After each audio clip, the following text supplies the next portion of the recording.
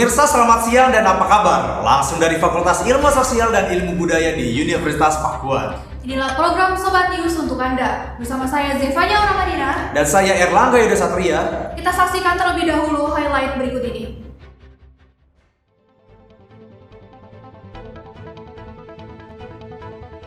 Pemilih dalam pemilu legislatif nanti dan pemilu presiden itu adalah pemilih pemula.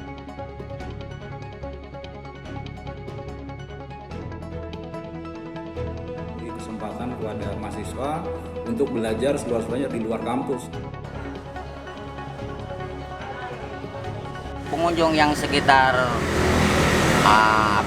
pengunjung di PGB itu berkurang, dampaknya dari karena ada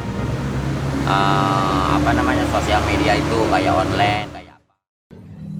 Pemirsa, pemilu yang akan digelar di tahun 2024 ini akan menghadirkan banyak pemilih pemula. Mahasiswa pun diminta berperan aktif dalam menggunakan hak pilihnya nanti, karena pemilu adalah sarana perwujudan kedaulatan rakyat. Dosen politik pada Fakultas Ilmu Sosial dan Ilmu Budaya Universitas Pakuan Bogor, David Rizar Nugroho menyebutkan, pemilih pemilu pemula yang terdiri atas pelajar dan mahasiswa ini menjadi segmen unik. Disebut unik karena antusiasnya yang tinggi, relatif lebih rasional, dan haus akan perubahan. Pemilih pemula memiliki tantangan atas pilihannya, dikarenakan media sosial seringkali digunakan sebagai ajang kampanye. Oke, berdasarkan data yang saya ketahui, 60% pemilih dalam pemilu legislatif nanti dan pemilu presiden itu adalah pemilih pemula. Definisi pemilih pemula ini adalah pemilih yang baru pertama kali akan menggunakan hak pilihnya. Artinya, ya, mereka-mereka ini adalah anak-anak muda, generasi milenial dan zilenial, ya, yang akan secara konstitusi memiliki hak untuk menyatakan pendapat di bilik suara. Ditambahkan David, berdasarkan data yang dihimpun, 60% pemilihan presiden nanti adalah pemilih pemula, generasi milenial, yang pertama kali memiliki hak untuk memilih dan menyampaikan pendapat di bilik suara pada tanggal 14 Februari 2024 mendatang. Ya, kampus itu kan salah satu pengawal gerakan moral. Jadi menurut saya kampus harus berperan memastikan rule of the game dalam pemilu ini berjalan dengan baik. Rule of the game itu apa? Ya, memastikan bahwa semua sistem tata cara peraturan itu oleh karena itu saya mendorong kampus-kampus ini untuk melahirkan semacam pengawas.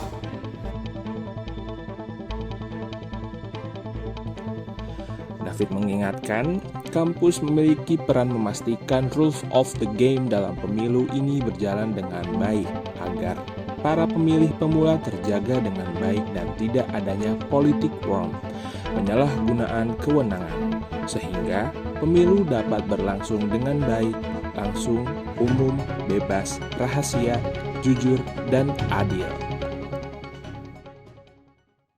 Kabar berikutnya, kemudahan berbisnis e-commerce telah mengurangi hambatan masuk bagi pengusaha baru.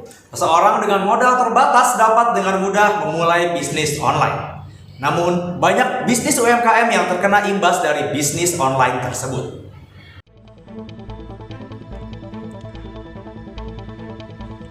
Suasana di pusat grosir Bogor terlihat sepi pengunjung, padahal dulu sempat menjadi pasar yang sering dikunjungi oleh warga sekitar untuk mencari barang-barang grosiran.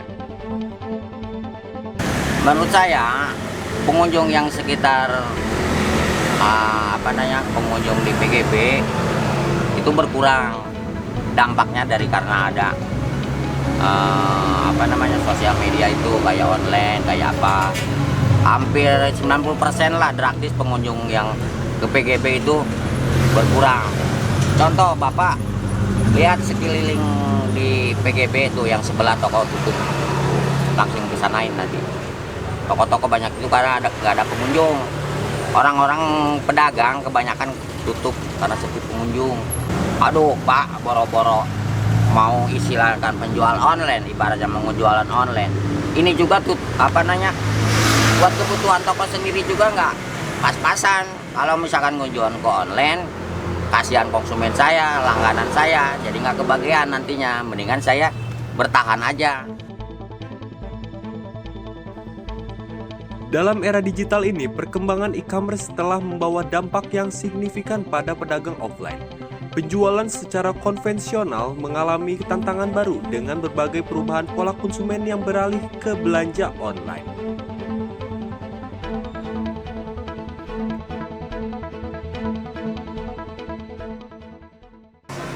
Kan kita kan ketemu langsung ya sama penjual ya. Jadi masalah kita beli barang bisa lihat bahannya langsung, bisa nyoba bajunya, terus bisa ditukar kalau offline. Kalau online kelebihan lebih praktis, nyaman, duduk manis, barang datang. Cuma kelebihan offline kan kita bisa lihat langsung barang itu kan ya. Jadi kepuasan lebih ke offline. Muhammad Akmafadilah melaporkan.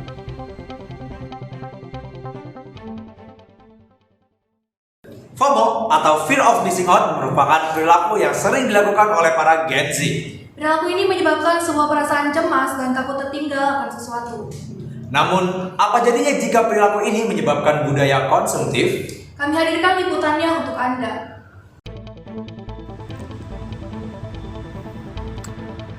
Dini Valdiani, dosen pada FISIP Universitas Pakuan, menuturkan FOMO atau Fear of Missing Out fenomena ini muncul karena adanya perbandingan sosial, karena munculnya perasaan takut akan tertinggal tren yang beredar ketika melihat orang lain mempunyai dan melakukan sesuatu. Dini juga mengakui FOMO juga masih dirasakan oleh sebagian generasi X dan generasi Y hingga saat ini.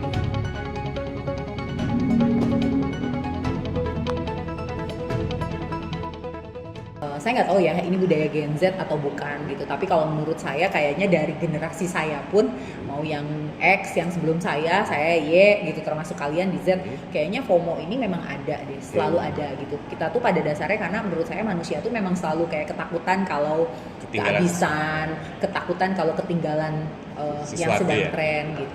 Jadi kalau menurut saya ini kayaknya budaya ini nggak di Gen Z aja, tapi di kami pun ada, masih ada. Dini Valdiani menambahkan salah satu penyebab FOMO adalah keterlibatan media sosial. Kondisi ini makin lama makin serius karena hampir setiap orang menganggap media sosial sebagai sesuatu yang sangat penting dalam menjalani kehidupan. Dini berpesan untuk hati-hati dalam menggunakan media sosial. Media sosial menurut Dini sepatutnya digunakan dengan batas yang wajar dan bijaksana. Buat mahasiswa, mungkin mereka mulai sekarang harus lebih membatasi gitu ya. Kayaknya kalau nggak perlu ngapain dibeli gitu. Jadi kita kayak misalnya gini, kamu suka banget sama Coldplay, segitu ngefansnya. Ya ketika Coldplay datang ke sini ikut nge-war dan uangnya ada, kan sebenarnya nggak apa-apa ya, nggak masalah dong. Orang saya ngefans kok. Nah tapi yang bahaya itu kan kalau kamu nggak ngefans amat, terus uangnya juga nggak ada, akhirnya kamu memaksakan karena biar FOMO, itu yang berbahaya gitu. Jadi kalau menurut saya cara mengendalikannya adalah kita bikin skala prioritas. Mana yang saya tuh penting buat saya gitu ya, kayak misalnya saya harus nge-war ini karena memang saya segitu sukanya, atau saya ada uangnya dan itu penting gitu buat investasi lah, buat apa misalnya kayak gitu, ya it's okay gitu. Tapi kalau misalnya cuma buat mendapat pujian dari teman gitu ya, aduh paling berapa lama sih pujian, abis itu kan kita terlilit utang lah, apalah segala macam. Nah itu sih yang harus diperhatikan adalah memprioritaskan, ini kira-kira perlu apa enggak. Kalau nggak perlu amat, buat apa sih? Muhammad Akmafadilah melaporkan. Baiklah pemirsa, tetap bersama kami di Sobat News. Kami akan kembali menyapa Anda selepas jeda pariwara berikut ini. The fourth industrial revolution is increasingly supporting the advancement of global communication and information technology. Its development must be accompanied by the ability and skills to adapt and take advantage of all opportunities within it. Are we ready to welcome it? The Faculty of Social Sciences and Humanities, Pakuan University, has always been a place to develop abilities and skills in the fields of language, literature, and communication. The Faculty of Social Sciences and Humanities, Pakuan University, accommodates 4 study programs with good prospects in the future, such as Indonesian Literature Study Program, English Literature Study Program,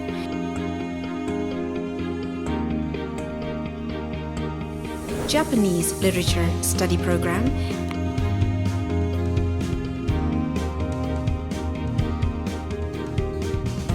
and Communications Sciences Study Program.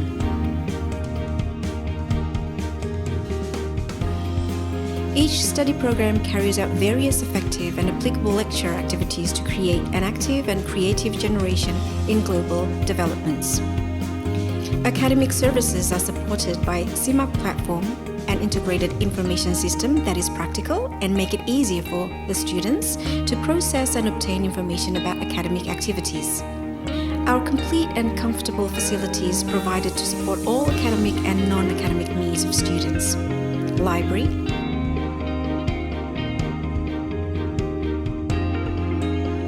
language laboratory, multimedia laboratory, broadcasting laboratory,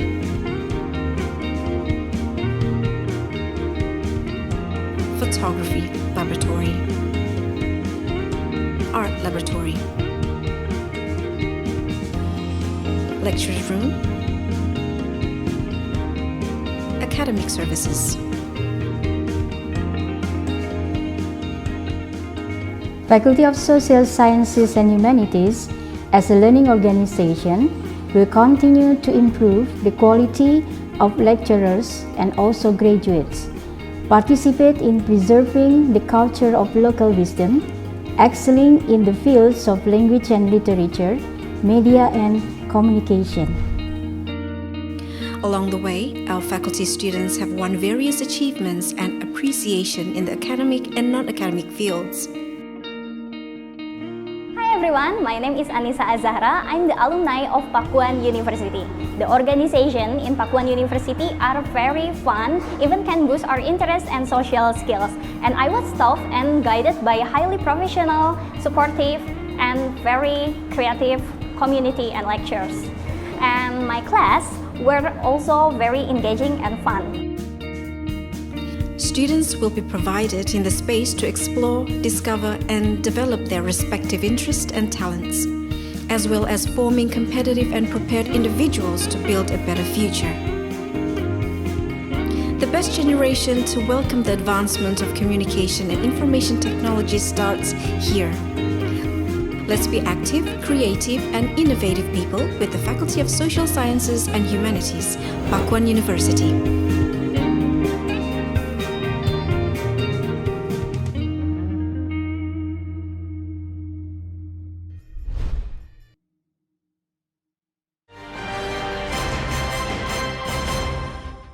Terima kasih Anda masih tetap setia bersama kami di Sobat News.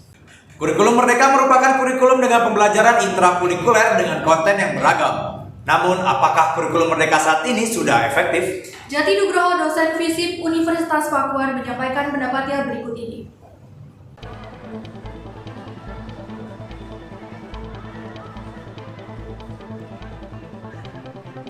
Implementasi kurikulum Merdeka hingga saat ini masih terus berlanjut. Jati Nugroho, dosen FISIP Universitas Pakuan menyebutkan, kurikulum Merdeka sudah diterapkan pada Universitas Pakuan, termasuk memberikan kesempatan pada mahasiswa untuk belajar di luar kampus. Hal ini dilakukan untuk meningkatkan kompetensi lulusan agar siap dan relevan sesuai kebutuhan zaman.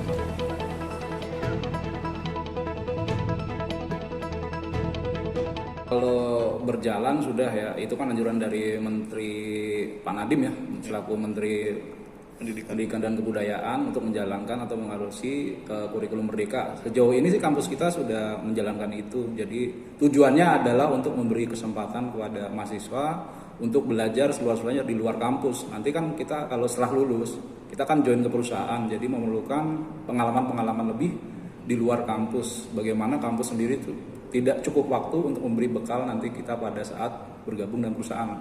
Masih berjalan, cuma indikator baik apa tidak kita masih proses.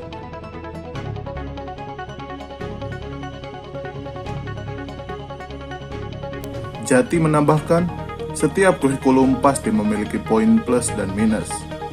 Dengan kurikulum merdeka, mahasiswa punya kesempatan untuk magang di perusahaan.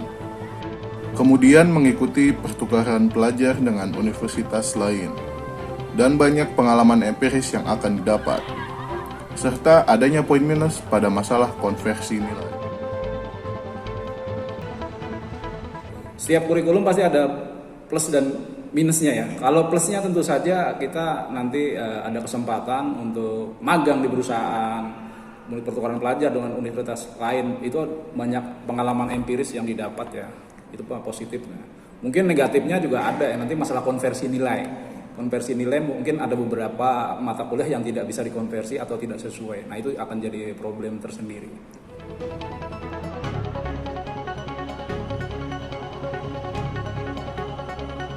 Muhammad Ridova melaporkan. Danau Situ Gede biasa disebut Danau Situ Ageng oleh masyarakat sekitar. Wisata Danau Situ Gede merupakan tempat wisata yang paling dekat dengan pusat kota Bogor.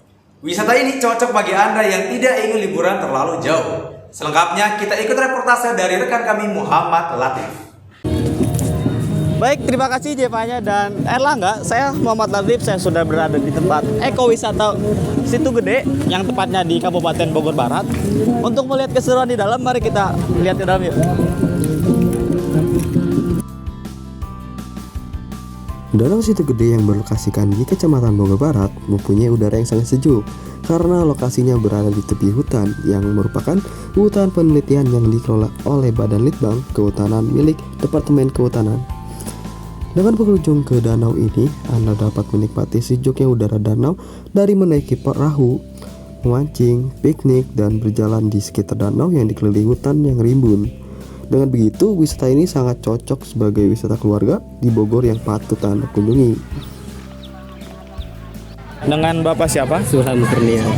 Saya mau nanya beberapa pertanyaan sedikit ya. Apa tuh yang Bapak pergi ke lokasi ini? Ya, pertama kita silaturahmi. Dengan silaturahmi kita mempunyai banyak umur dengan angkatan-angkatan sekolah. Dari tahun 98 kita terputus. Kita jalin persatuan kembali dengan adanya reuni yang kedua ini. Ini jilid yang kedua. Yang pertama kita sudah melaksanakan tahun 2018. Alhamdulillah sekarang kami mengadakan kembali dengan tujuan kami yaitu agar persatuan ini tetap utuh gitu. Dengan siapa aja Bapak kesini? Alhamdulillah beserta kawan-kawan seangkatan tahun 98 MTS Al Hikmah. Oh MTS ya. Dihadiri dengan guru-guru juga. Alhamdulillah. Ada gurunya juga. Alhamdulillah. Untuk akses ke sininya tuh apakah sulit?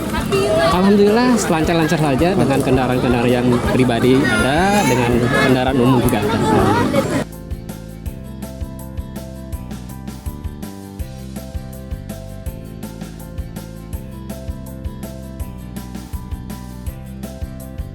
Baik, itu dia informasi mengenai tempat ekowisata Situ Gede di Kabupaten Bogor Barat. Saya Muhammad Latif melaporkan. Universitas Pakuan telah merayakan Dies Natalis yang ke-43. Ini merupakan momen spesial yang mengenang perjalanan panjang kampus Universitas Pakuan. Acara tahunan ini diadakan dengan penuh semangat di Gedung Geraha Pakuan Siliwangi lantai 1. Universitas Pakuan merupakan lembaga pendidikan yang telah memberikan ilmu kepada ribuan mahasiswa selama bertahun-tahun. Pada tanggal 1 November 2023 ini, Universitas Pakuan telah merayakan hari jadinya. Acara tahunan ini tidak hanya menjadi perayaan, tetapi juga momentum bagi mahasiswa dan staf universitas untuk bersatu memperingati prestasi mereka, serta merayakan beragam bakat dan kreativitas. Nah, jadi kalau harapannya sih mungkin ini bisa dijadikan ajang promosi juga ya. Jadi untuk lombanya itu bisa ditambahkan kembali untuk cabang-cabang olahraga atau misalkan cabang kesenian, sehingga bisa menarik calon mahasiswa baru gitu dari SMA, SMK gitu se-Jawa Barat atau kalau bisa se-Indonesia. Kemudian bisa juga mengundang mungkin bisa mengundang artis ya untuk kegiatan-kegiatan hiburannya gitu. Dalam suasana kebersamaan, mahasiswa, staf, dan tamu undangan merayakan pencapaian universitas ini. Banyak penampilan dengan berharap agar Universitas Pakuan terus berkembang menjadi pusat pendidikan yang lebih baik lagi dan dapat menginspirasi dan mendorong inovasi di lingkungan kampus. Dudis Natalis tahun ini ya semoga aja peminat Unpak makin banyak, berarti kan orang-orang yang masuk negeri makin sedikit ya, gitu. Ya nggak apa-apa deh kayak gitu. Terus semoga kasus-kasus apapun itu yang ada di kampus Pakuan ini bakal bisa selesai secepatnya gitu. Udah mulai ada palang-palang yang baru kan ya sekarang ya, perihal anti LGBT dan kawan-kawannya gitu. Cuman agak bete aja sih karena ada tulisan dilarang merokoknya itu ya. Merokok kan bebas gitu maksudnya ya. Ya semoga bisa lebih sehat lagi Universitas Pakuan. Semoga tidak ada hal-hal yang tidak enak dan tidak mengenakan gitu. Ya jaya terus pokoknya Universitas Pakuan. Semoga kita cepat lulus ya. Amin. Ya.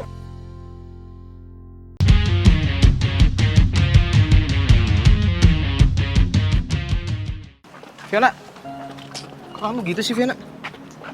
Apa sih? Please lah Fiona. Kasih aku kesempatan satu kali lagi Fiona. Aku nggak mau. Udah ya, cukup ya, cukup. Kok gitu sih Fiona? Fiona, kok kamu gitu sih? Fiona, tunggu dulu Fiona. Aku mau ngasih sesuatu buat kamu nih.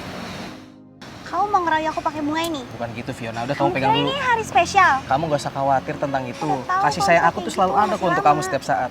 Aku juga mau ngasih tau ke kamu nih. Jadi nanti tanggal 14 Februari 2024 itu ada hari yang spesial buat kita semua.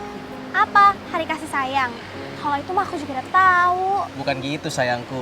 Jadi gini, tanggal 14 Februari 2024 itu adalah hari yang sangat spesial nih sayang. Buat kita semua nih, masyarakat Indonesia. Hari itu adalah hari pemilihan umum sayang. Yang dimana tiap warga negara yang genap berusia 17 tahun, sudah atau pernah menikah, tidak sedang menjadi anggota TNI atau Polri, dan juga tidak terganggu jiwanya, itu harus sayang memberikan suaranya di pemilu nanti, kayak gitu. Nah, itu kamu tahu. Aku jadi Iya dong. pengen deh ke TPS tersayang sama kamu. Harus dong sayang. Jangan lupa ya, tanggal 14 Februari 2024 datang ke TPS. Gunakan hak pilih kamu. Mas, bunganya belum dibayar. Oh iya mas, lupa. Untuk Indonesia.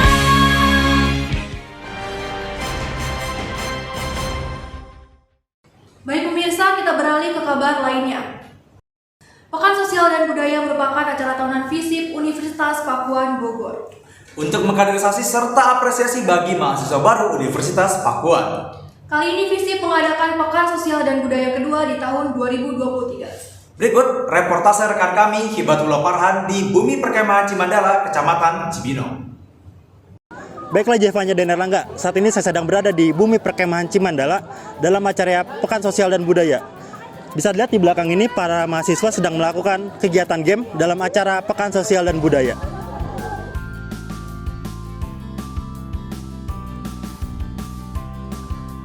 Acara tahunan bagi para mahasiswa Universitas Pakuan yang diadakan oleh FISIP. Pekan Sosial dan Budaya kali ini bertujuan untuk mengkaderisasi serta mengapresiasi mahasiswa baru.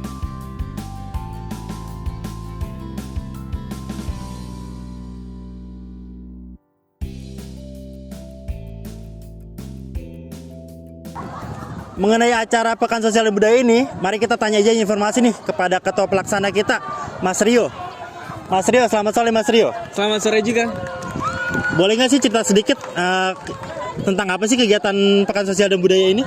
Oke, jadi aku jelasin sedikit demi sedikit ya, secara ringkasnya aja perihal Pekan Sosbud. Pekan Sosbud ini singkatan dari Pekan Sosial dan Budaya. Nah ini tuh baru diadain acara ini tahun kemarin.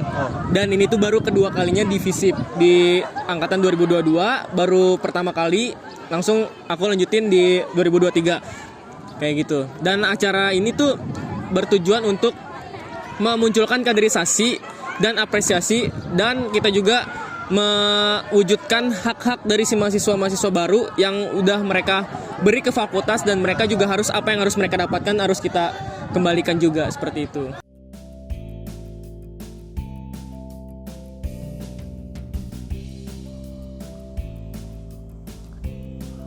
Muhammad Rio juga menambahkan, pada kegiatan ini juga dilakukan kaderisasi putra-putri FISIP. Oke, kalau boleh tahu urutan kegiatan acaranya nih, ngapain aja sih Mas Rio? Kalau yang udah kita jalanin dari pagi-pagi ya, kita kan tikum di kampus, kita juga supaya tidak ada hal yang tak terduga, jadi kita berangkat bareng. Nah setelah sampai sini kita kan kumpul lagi, kita ada pembukaan dan sambutan. Terus kita juga ada membangun tenda.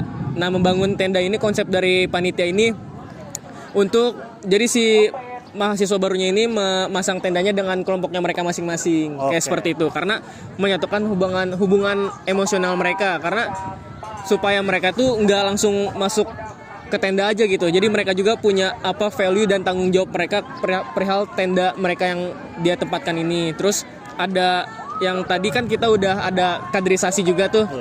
Itu namanya kaderisasi putra-putri FISIP yang bisa dibilang ketua angkatan mereka di tahun 2023. Dan kita juga... Baiklah, sekian informasi dari Pekan Sosial dan Budaya. Saya Batul Faran melaporkan. Pemirsa, jika Anda berada di kawasan Pakansari Cibinong, ada satu tempat kuliner yang Anda harus coba. Bakso Prasmanan. Yang menawarkan berbagai macam pilihan bakso yang lezat untuk memanjakan lidah Anda. Berikut reportase dari rekan kami, Daryl Hafiz. Baik, terima kasih Jepanya dan Erlangga. Sekarang sudah jam makan siang, pas banget nih. Saya pengen makan yang berkuah dan yang gurih. Mau tahu apa? Lanjut.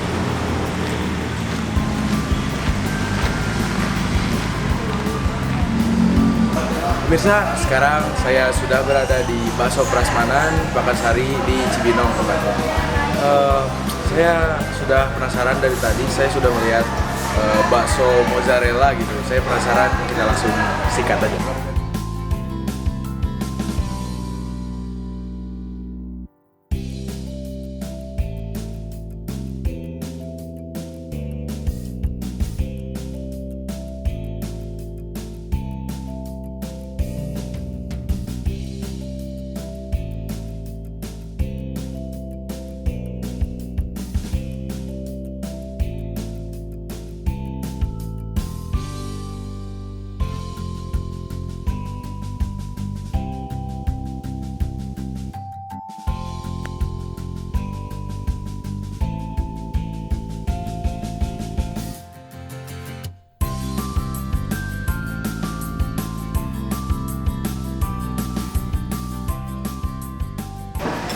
Oke, sudah. Ini bakso yang saya pilih ya. Yang utama sih ini. Saya pilih bakso mercon mozzarella. Dari kelihatannya sih menggugah banget ya. Coba kita belah. Agak susah ya pemirsa.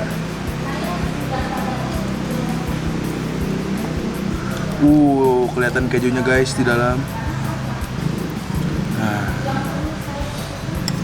saya juga pesan ini siomay, terus ada bakso polosnya juga. Lalu ini ada olahan ikan ya. Lanjut makan.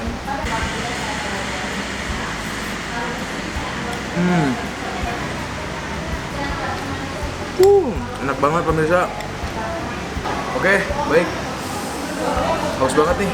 Kita coba kali ya jus jeruk yang seger ini.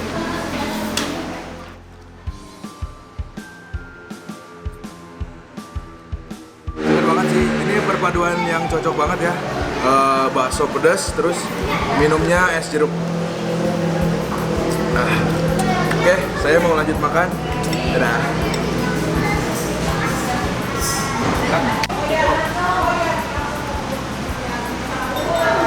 Oh ya, buat pemirsa yang pengen makan bakso prasmanan, bisa langsung ke Jalan Pakansari, Cibinong, Kabupaten Bogor.